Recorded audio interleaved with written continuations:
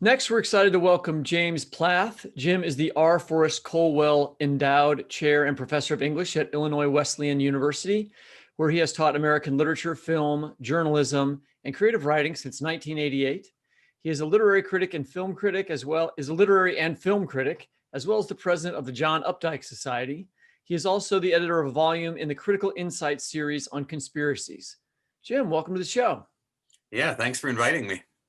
It's really great to have you with us. Would you start us off by reading a little bit from your opening essay in the book, Life, Liberty, and the Pursuit of Conspiracy? Sure. Writer Stephen King once told the Paris Review, "In every life, you get to a point where you have to deal with something that's inexplicable to you, whether it's the doctor saying you have cancer or a prank phone call. So whether you talk about ghosts or Nazi war criminals living down the block, we're still talking about the same thing, which is an intrusion of the extraordinary into ordinary life and how we deal with it." As the trial in 1984 imply, conspiracies and conspiracy theories are the epitome of the inexplicable and the extraordinary because they can seem so large as to make people feel totally powerless to cope with them. Witness the public's reaction when, in 2013, The Guardian reported leaked information detailing how the U.S. National Security Agency was currently collecting the telephone records of millions of U.S. customers of Verizon, one of America's largest telecoms providers, under a top secret order issued in April. President Obama tried to explain that it was only an attempt to prevent terrorism, but a shocked and suspicious public wouldn't hear of it. Instead, many of them bought and reread Orwell's predictive novel about government surveillance. As The Atlantic reported, sales of 1984 spiked 3,100% within the first 24 hours of the Verizon announcement, coinciding with fresh reports about the National Security Agency's surveillance programs and the 29-year-old Booz Allen Hamilton employee, Edward Snowden, who leaked them.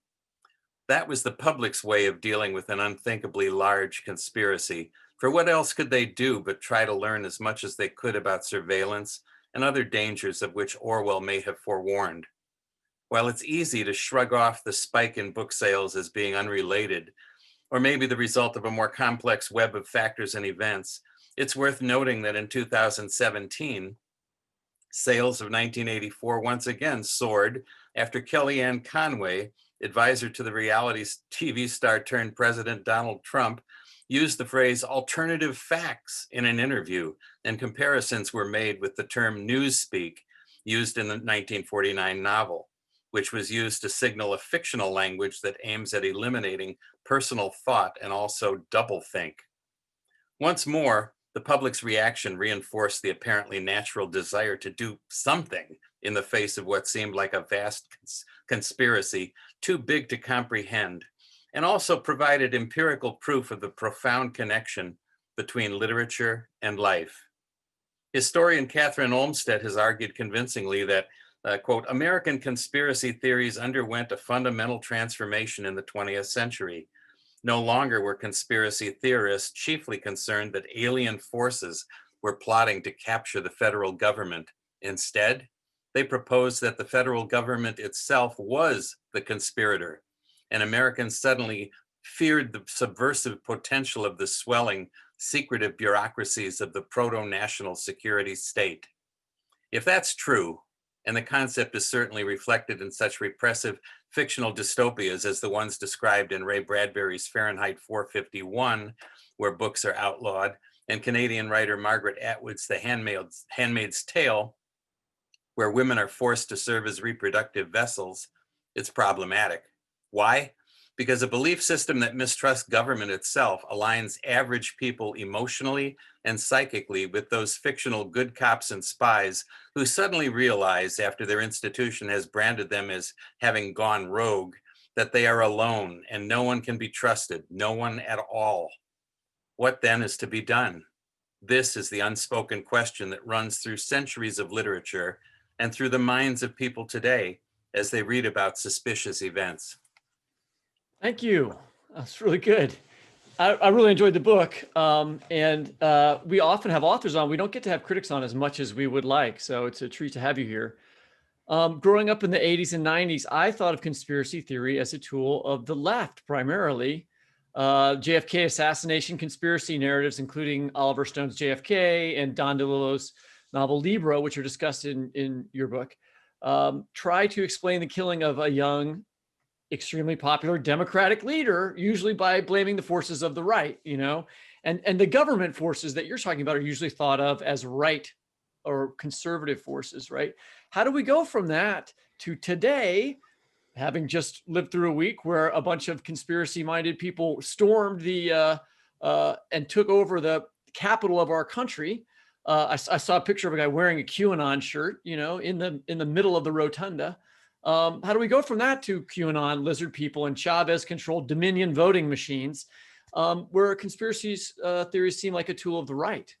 Yeah, I think tools is the operative word here. The very idea of conspiracy theory seems to have evolved from the logical to the paranoid, and from individual concerns to group propaganda. Conspiracy theories came into being. They came into existence because real conspiracies exist. Actual exposed and proven conspiracies. Aaron Burr really did try to raise an army and establish his own country in the southwestern United States. And the US really did convince Black men over a 40-year period that they were receiving treatment when really their untreated syphilis was only being observed and recorded. From assassinations and coups to royal intrigues and mass deceptions, the timeline of history is full of conspiracies. And if those conspiracies are real, and here's the problem, then anything is possible. Anything could be real. Where there's suspicion, fear, or paranoia, conspiracy theories rush in to fill the void and to follow. The problem, of course, is that there are plausible conspiracy theories and completely outlandish ones, and it all depends on the quality of mind that's dreaming up the theory in the first place, and then the quality of minds involved in spreading it. Fiction fuels conspiracy thinking, whether it's speculative thought that comes from a theorist or imaginative thought that comes from a novelist. You mentioned lizard people, and that's a great example because it's really outlandish to me.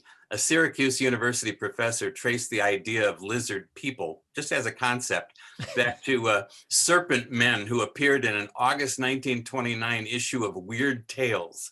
But the idea remained fictional until a British conspiracy theorist ran with the concept in a 1999 book titled The Biggest Secret, in which he provided a complicated backstory and lineage chart that was worthy of a Game of Thrones episode. It was so complicated. Did you guys know that Sammy Watkins, who's a wide receiver for the Chiefs, my home team, he thinks he's a lizard person, he claims. Is he really? Yeah. Yeah. Well, after this big, he wants to be one. He's not afraid of them. He's like, I am one. I'm a lizard person. He's a very good player, though. The thing of it is, though, after this book came out, right, then it really got traction.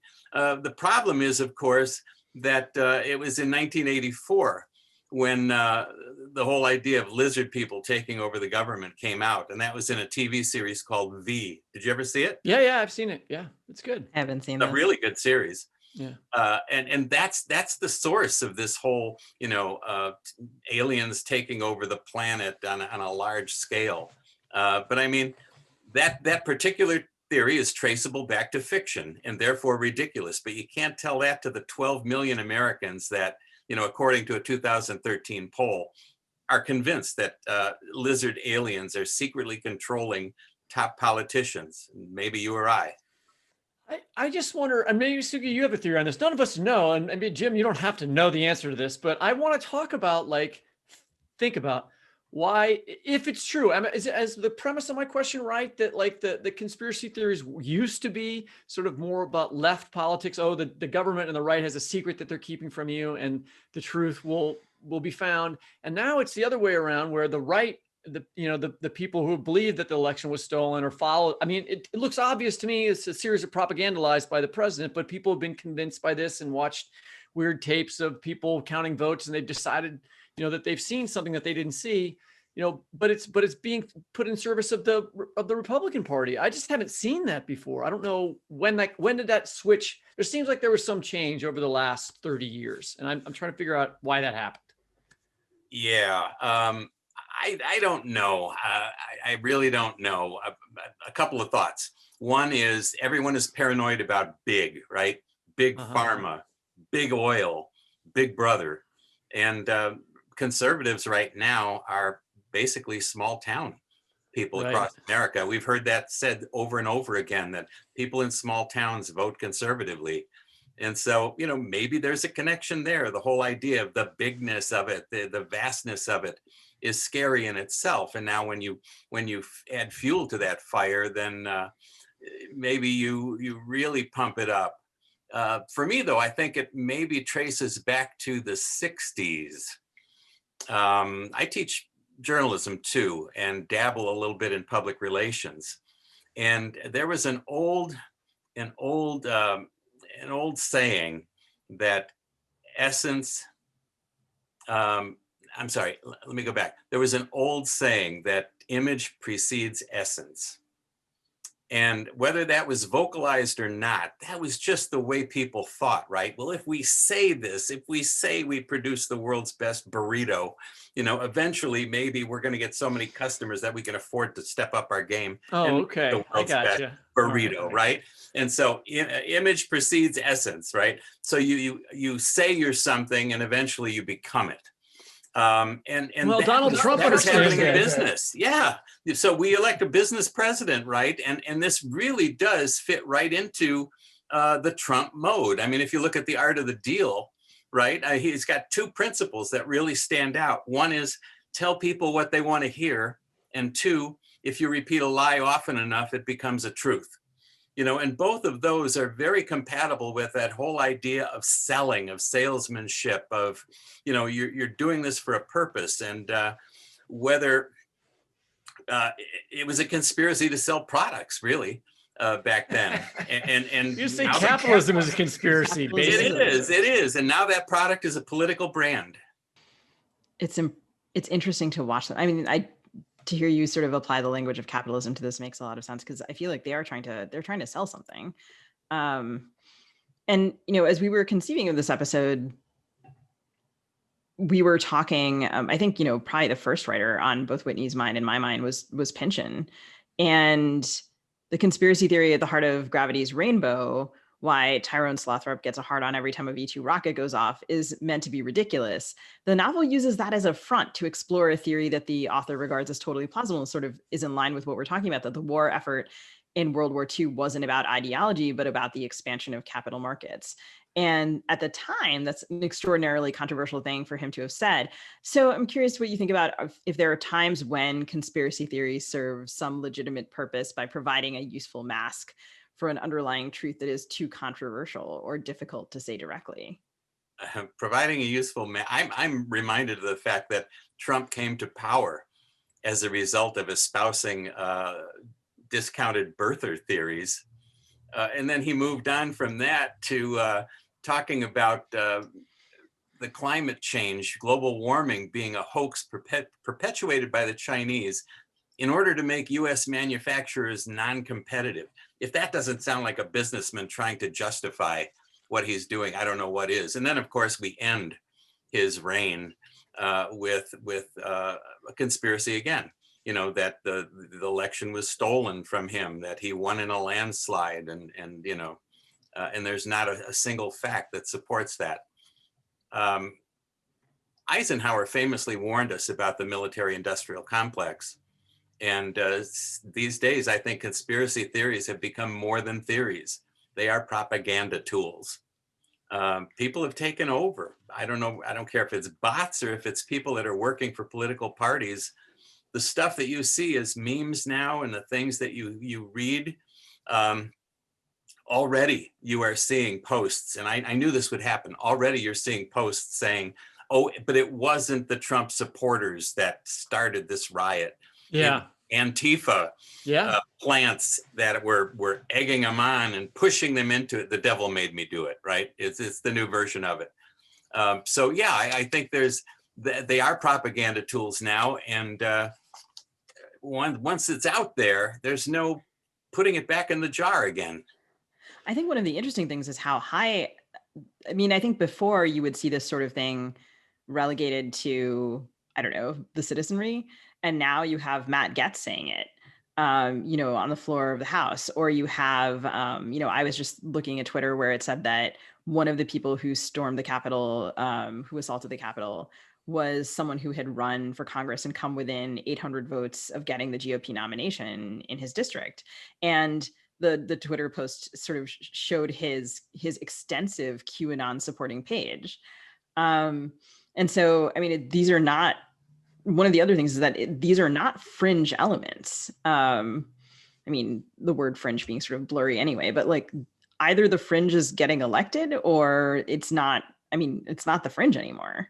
Yeah, extremism, I think, thrives in an atmosphere that is, bifurcated, that we are so polarized right now that it's easy to demonize the opposition. I mean, Trump called the media the enemy of the people. And I don't know if you saw it, but written on the door was murder the media. I mean, holy smokes, words have consequences. It's true.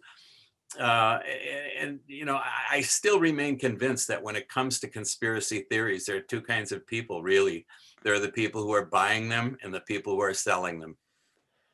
I want to come back to this. This is the idea about this, that there's been some, like, I used to think of the conspiracy theory narrative as a useful tool, right? So that there's a line in the essay on JFK and DeLillo's Libra that talks about how JFK highlights and Libra highlights and JFK encourages, quote, a national shift from innocence to experience, from general belief to skepticism. Now, and that's kind of what X-Files does, right? And things like that, where they're saying, like, look, don't trust your government. It's not the 1950s, or you shouldn't have trusted them in the 1950s, right? And also similar things about, in the essay on Ellison and Invisible Man, we're going to get to that in a minute, but that's the conspiracies being uncovered there need to be uncovered, right? And that's important. And here now, I feel like we don't have enough. We have only skepticism and no belief in government at all. And suddenly the government's like, the Democrats who've been trafficking, I mean, the left has trafficked in these theories in the past, are like, no, actually the government's good. You should believe it. It's okay. Like, it's kind of like it's all gone too far, Yeah, we're heading in an anarchist direction here, right? Yeah, it does make sense. And yeah, I don't know where we're headed with that. I really don't. The right adopts tools that the left uses all the time. That's what I'm trying to say. Like, like the punk persona, breaking norms and stuff like that worked in the 60s and 70s, right? For protesters on the left, now are things that people like Matt Gaetz do, right? They've adopted tools that have been used. And I think that people have documented that in advertising and all sorts of examples. And I just think that the conspiracy theory narrative is another way that this is a thing that started on the left that has been adopted by the right. That's the theory that I'm floating. I was also thinking about, as we were talking about this and reading about what had happened on Wednesday, Blackness in the US also has a very specific relationship to conspiracy theory. And one of the essays in the book, when he was mentioning Ellison earlier, is The Old Man's Laughter, The Conspiracy of American Life in Ralph Ellison's Invisible Man, and an essay by Matthew Shipe. And in reading it, I couldn't help but think of what was going on Wednesday. And all of the Black commentators I saw, like Adam Serwer of The Atlantic, for example, who was noting that Black and brown writers had been saying for the past 4 years, and in some cases longer, that this was exactly what was coming and no one had taken them seriously. And that also was such a familiar kind of trope of the conspiracy, the person who kind of shouts the truth and no one will believe them, and actually they're correct. And amazingly to me, like, Shipe's essay ends on this hopeful note about, and I'm quoting here, a conceivable way forward for exposing the conspiracies that have hindered and thwarted the democratic promises that the United States guarantees for all its citizens. I wonder if you could talk a little bit more about the history of Black writers addressing conspiracy in American life and American government. Well, I'm no expert on African-American literature, so I can't really comment on the sweeping history of it all. But I don't think it takes an expert to see what Joe Biden and others have noticed, the vastly different police responses to, the two different crowds that descended on DC. What I can say about African-American literature is that authors typically write from their own experience. And every book I've read by a Black American writer deals with some level of systemic racism that could be construed as a racial conspiracy. Yeah, I mean, systemic racism is a conspiracy. That's what it is. I know. I think you see it in the Ellison novel, where, they have a young Black man who is his high school valedictorian, and he's invited to give this speech. But all of the people in power in that town who have any authority whatsoever are white, and they invite him to come give his speech to their civic leader group.